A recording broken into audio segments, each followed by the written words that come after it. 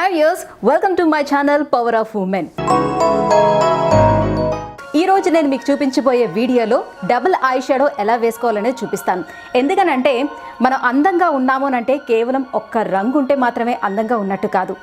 Main కళ్ళు బాగుండాలి. So కళ్ళు బాగున్నాయంటే అందంగా కనిపించినట్టే. సో మన ఫేస్లో ముఖ్యంగా బాగుండాల్సినవి మన కళ్ళు, మన పెదాలు. ఈ రెండు బాగున్నాయంటే చక్కటి రూపం మనకున్నట్టే. అయితే ఉన్న కళ్ళని మరింత అందంగా ఎలా తీర్చిదిద్దుకోవచ్చు. ఫస్ట్ ఈరోజు నేను డబుల్ ఐ షాడో వేసుకుంటే మనకు కనిపించే ఆ లుక్ ఎపీరియన్స్ ఇంకా ఎంత బాగుంటుంది అనే విషయాన్ని ఈరోజు నేను మీకు చూపించబోతున్నాను.